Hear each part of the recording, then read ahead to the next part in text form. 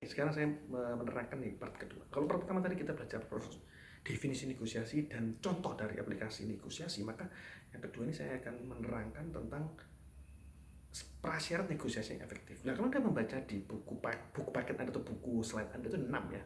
Ada 6 hal yang penting prasyarat dari sebuah negosiasi agar bisa efektif dan berhasil dengan maksimal. Ada 6 ya.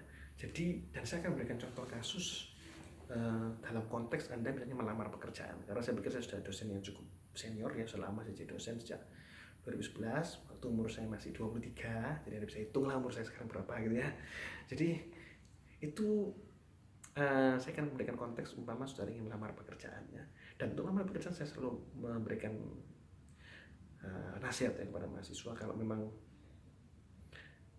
Anda itu membaca surat lamaran kerja itu dalam bentuk bahasa Inggris, Anda coba dengan Inggris ya. Berikanlah surat pekerjaannya tuh bahasa Inggris. Tapi kalau bahasa Indonesia ya Anda coba bahasa Indonesia, jangan dibalik-balik ya. Atau dibuat Inggris semua biar kelihatan keren itu jangan.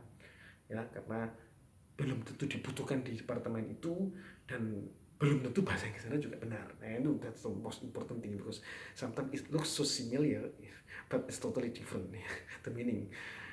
It's very, very important for us to be careful, especially when we speak in foreign languages ya, because that's not our mother languages, kan itu bukan bahasa ibu kita ya. Jadi negosiasi ada 6 prasyarat yang efektif. Yang pertama kesiapan, preparedness penting. Dan kesiapan menyangkut apa?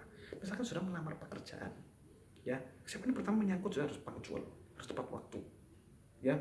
Jadi harus datang tuh ya tepat waktu. Jadi jangan, kalau bisa ya yang menunggu itu adalah Anda, bukan yang akan mewawancarai gitu ya. Itu yang pertama. Yang kedua, Anda juga harus berpakaian berbusana yang memang formal ataupun yang sesuai dengan kesantunan, rapi lah ya, rapi ya, seperti yang seharusnya ketika sudah melamar pekerjaan yang memang, apalagi kalau di bank gitu ya. Jadi yang pertama harus punctual, yang kedua harus pakaiannya harus formal clothes ya, bagus gitu ya. Lalu yang ketiga, saudara kesiapan juga menyangkut, saudara juga harus tahu berapa standar gaji seorang bachelor degree, seorang sarjana S1. Jadi nanti akan tulis di kolom pertanyaan, Anda mau gaji berapa? Anda tulis 25 juta. Ya, Anda berarti tidak prepare kalau seperti itu. Karena kan tidak mungkin perusahaan memberikan gaji 25 juta kepada bachelor degree atau fresh graduate. It's impossible. Maybe 20 or 30 years again ya. Because inflation ya, karena ada inflasi. Jadi mungkin 23 tahun lagi. Tapi kalau sekarang ya tidak mungkin. Anda harus tahu berapa pasaran gaji S1. Yang keempat, Anda juga harus punya knowledge mengenai perusahaan itu. Jadi karena pasti di awal-awal seorang interviewer itu akan bertanya ke Anda, perusahaan ini apa yang kamu tahu tentang perusahaan kita ini, apa? Harus dijawab. Anda googling lah gitu ya. Tanya, lihat di googling perusahaan ini bergerak di bidang apa, performanya bagaimana, apakah sudah go public atau belum. Nah, itu perlu. Jadi kesiapan itu menyangkut banyak hal ya. Tidak hanya sekedar bicara tentang punctual saja, tapi juga tentang tepat waktu, pakainya harusnya rapi, harus punya persiapan pengetahuan mendalam tentang berapa pasaran gaji S1. Dan yang ketiga, yang keempat, Anda juga harus tahu perusahaan itu bagaimana. Jadi background dari perusahaan itu, company backgroundnya you must to know before the interview. You please check company background ya, cek dulu ya company backgroundnya. Itu yang pertama, itu kesiapan. Misalnya sudah bekerja profesional, pekerjaannya lain, sehubungan lagi dengan properti. Saya pernah punya pengalaman ya, beberapa waktu yang lalu saya mencarikan properti untuk adik saya kebetulan. Nah, saya lihat iklan gitu ya. Lalu ada satu iklan yang menarik. Ya, saya telepon apa agentnya. Tiba-tiba agentnya itu ternyata jawab langsung, loh kulkas ya? Karena dia mantan mahasiswa saya. Oh iya, saya mau tanya rumah ini dan sebagainya. Oh iya, kalau itu kita ketemu aja. Ketemu di mana? Oh, ketemunya di kantin Ubaya. Waktu itu kantin Ubaya masih belum sebagus sekarang ya, masih agak kurang higienis waktu itu. Kantin Ubaya kan mau sekalian kuku kan habis ngajar loh, tapi kan ini kan terus terang kantin Ubaya ini kurang representatif, dan harga properti yang saya tanyakan waktu itu ya sudah menembus angka 4 miliar. Jadi itu ya bukan jumlah uang yang sedikit ya, cara tempat yang representatif. Tapi sudahlah, saya masih tetap nurut, saya sanggupi udah ke kantin Ubaya setelah saya ngajar. Nah, setelah saya ngajar, saya ketemu dengan orangnya, agentnya, dan pas seperti perkiraan saya, dan tidak siap, tidak ready. Dia tidak membawa dokumen yang diperlukan untuk transaksi properti. Jadi kan pasti seorang buyer sebelum dia membeli properti dia pasti akan lihat dulu dokumen-dokumen yang diperlukan. Jadi misalnya sertifikat, fotokopi sertifikat, fotokopi IMB, fotokopi BBB, minimal itulah, itu harus ada. Dia tidak bawa apa-apa, datangnya juga lebih telat daripada jadwalnya, dan dia pakainya juga tidak formal waktu itu. Dan akhirnya saya ya malas, akhirnya saya hanya ngomong-ngomong, berarti orang yang tidak menguasai propertinya. Tapi beda, beberapa waktu kemudian saya tetap cari lagi properti, dan saya ketemu iklan dari ini agent yang luar biasa. Ditanya, oh minat ya dengan properti? Oh ya, kita ketemuan dulu gimana? Gak usah ketemu di propertinya dulu, ketemu di kafe atau di mana. Saya ada beberapa pilihan properti di daerah itu. Oh ya udah, saya ketemu. Itu saya masih ingat dia ngajak ketemu di Starbucks JW.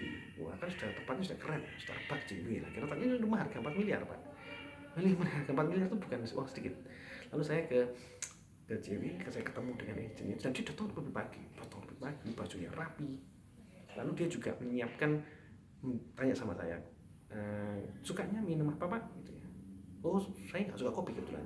Jadi saya pesankan jus. Jadi dia begitu saya datang di Starbucks dia sudah siapkan jus. Dia juga bawa laptop. Wah kesannya oke.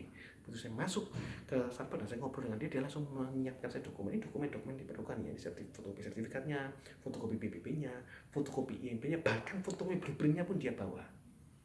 Luar biasa. Dan dia juga memberikan pilihan waktu beberapa properti, kalau memang belum tertarik properti ini, dia buka laptopnya, ini ada beberapa properti lain di daerah-daerah itu, tapi ini murah. Dia bilang, kenapa kok murah? Karena properti yang dijual di sana lebih mahal kok. Waduh, tak cukup dengan itu dia memberikan saya brosur. Kok mau belinya apa? Tunai atau KPR? Rasanya si KPR. Saya bilang, oke, kalau KPR ini ya brosurnya dikasihkan ke saya lengkap, ada 3 atau 4 bank. Dia memberikan saya pilihan bank yang mana. Coba saya hitungkan, disimulasikan pakai Excel, sehingga cicilannya keluar berapa, aku punya penghasilan berapa.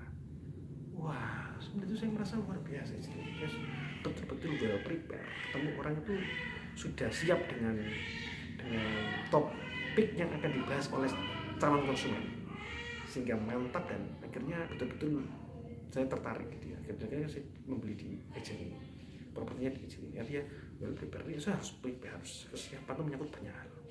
Yang kedua, kemauan atau willingness ini menyangkut kalau misalnya saudara mencantumkan nomor telepon ya, di surat lamar pekerjaan misalnya. Nah, di kurikulum vitae saya kasih nomor telepon itu, atau saya sebagai agent pasang banner, masukkan di nomor telepon, atau punya bisnis online mungkin Anda tulis, itu harus bisa dihubungi. Jadi kemauan menyangkut availability, Anda harus bisa dihubungi terutama jam kerja, jam 8 sampai jam 4 sore itu harus ada, bisa dihubungi, harus gitu ya. Meskipun sekarang musim corona tetap harus bisa dihubungi, siapa tahu rezeki ya. Jadi harus bisa dihubungi pada waktu during working hours, jam kerja jam 8 sampai jam 4 sore ya. Itu availability atau willing, itu yang dimaksud dengan willingness. Yang ketiga, kewenangan atau otoritatif, itu pihak-pihak yang punya wewenang lebih dalam proses negosiasi. Misalkan kalau sedang melamar pekerjaan, nah yang mengambil keputusan Anda sudah diterima atau tidak bukan bosnya, sudah terlalu jauh. Yang mengambil wewenang kalau perusahaannya sudah besar, apalagi go public, itu pasti adalah HRD dan user. User itu maksudnya apa? User itu adalah pihak yang terkait dengan pekerjaan dilamar. Jadi kalau sudah lamar sebagai staf keuangan ya, usernya manajer atau manajer keuangan. Kalau staf pemasaran berarti manajer pemasaran. Kalau mungkin yang lain ya manajernya. Jadi user itu manajer dan HRD. Nah itu kewenangan atau otoritas yang mengambil keputusan terhadap sebuah proses negosiasi. Ya itu kewenangan. Ya betul juga nanti kalau misalnya transaksi properti yang paling wewenang sebenarnya bukan buyer seller tapi notaris. Karena notaris ini berwenang bahwa ini transaksi ini sah atau tidak secara hukum, ada gugatan atau tidak secara hukum, ada bisa nanti gugatan mungkin berbagi waris atau apapun. Nah, itu notaris punya wewenang di situ ya, bagi lembaga yang ditunjuk oleh negara. Itu nomor 3, kewenangan. Yang keempat, keseimbangan kekuatan atau equal bargaining power. Nah ini penting ya, supaya saudara itu yang negosiasi itu bisa lancar. Saya kasih contoh, misalnya saudara melamar pekerjaan, IP Anda pas-pasan ya, di bawah 2,75 lagi, aduh ini di bawah 2,75, lalu tidak punya pengalaman kerja, ini akan sulit saudara. Perusahaan itu bukan perusahaan yang butuh Anda yang butuh perusahaan. Sehingga perusahaan itu langsung biasanya set your salary ya, this is your salary, you want it or not, take it or leave it gitu ya. Ambil atau lu keluar aja sudah, karena memang pas-pasan tadi, makanya punya nilai tambah sebagai seorang calon karyawan misalnya. Surat lulus cum laude Makumlot bahkan kalau perlu, ya katakanlah summa cum laude, dari bayang summa cum laude, summa cum laude. Lalu juga punya, kalau ada akuntansi misalnya, saya sangat menyarankan kalau ada akuntansi punya sertifikasi yang terkait dengan itu. Brevet pajak misalnya, brevet pajak A dan B, bagus. Atau misalnya saudara yang ingin jadi marketer punya CPM, Certified Professional Marketer, itu akan membantu Anda. Jadi surat lamaran biasanya perusahaan tidak terlalu melihat, kayak kan itu dibalik itu, di surat lamaran atau dibalik CV, dibaliknya lagi. Nah ini ada apa? Itu yang menarik. Kalau sudah punya sertifikat yang sertifikasi yang bagus, CPM misalnya seperti, atau misalnya brevet pajak, itu sangat membantu. Jadi sudah punya nilai tambah dibandingkan calon karyawan yang lain. Atau juga TOEFL kan 500, above 500, oh that's very good, isn't it? That's very good. Yeah, if you master in foreign languages, especially Mandarin, because it's very hard to find person that expertise in Mandarin. Sulit untuk mencari orang yang juga seperti Mandarin, bisa Mandarin, tambah bagus lagi.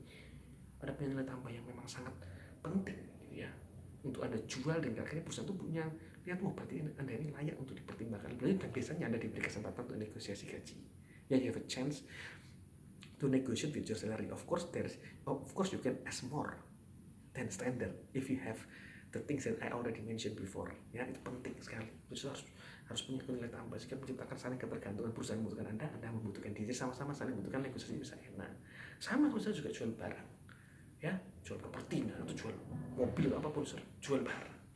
Lalu kemahalan, harganya terlalu mahal, orang pasti akan ngomong, ya harganya tempat-tempatnya segini-segini, kamu kok mahal sekali. Sudah bisa menjelaskan keunikannya, ya itu kan berarti tidak seimbang. Berarti kan sudah butuh buyer, bukan buyer butuh Anda, ya. Buyer dia sudah butuh buyer tapi tidak butuh Anda, bisa cari yang lain. Itu harus diciptakan saling ketergantungan tadi, ya.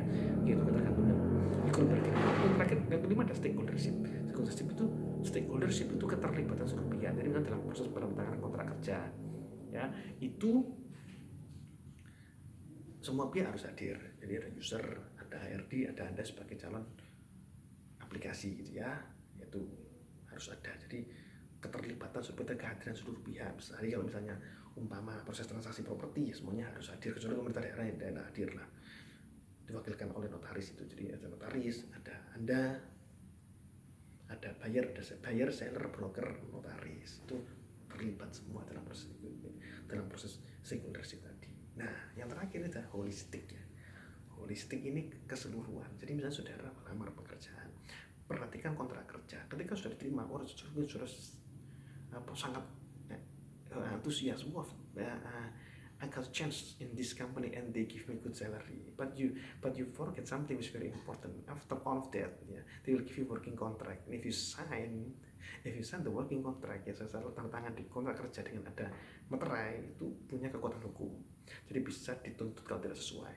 Jadi pastikan Anda melihat kontrak kerja itu dengan baik, butir-butirnya dibaca, apa ada kontrak kerja itu yang bisa memberatkan Anda, misalnya diberikan penalti, atau misalnya harus di rolling berapa bulan yang memberatkan, itu bisa dinegosiasikan saat itu juga, sehingga ketika sudah tanda tangan itu sudah clear. Karena kalau sudah tanda tangan ada meterannya, itu punya kekuatan hukum, dan perusahaan bisa menuntut Anda kalau Anda tidak punya performance according to the working hour. If you can achieve a performance according to working contract, ya, itu bisa dipersoalkan dan bisa diseret secara hukum. Jadi penting untuk kita memperhatikan stakeholdership tadi, holistik tadi, ya. Jadi ada 6, ya, saya ulang.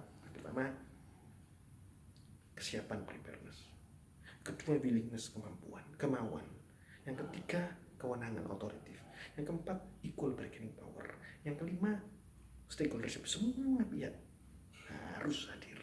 Lalu yang keenam, holistik, keseluruhan proses yang finishingnya. Tapi paling penting, working contract. Misalnya kalau saudara melamar pekerjaan, kalau misalnya transaksi properti, bukan transaksi properti, ya berarti perjanjian yang di luar, perjanjian lain yang pasti dibuat. Misalnya barang-barang apa yang ditinggal oleh seller, kalau tidak sesuai bisa kena denda, atau limit waktu, ya, limit waktu untuk seller keluar dari rumah, itu harus ada. Itu namanya holistik, penting untuk itu diperhatikan, ya.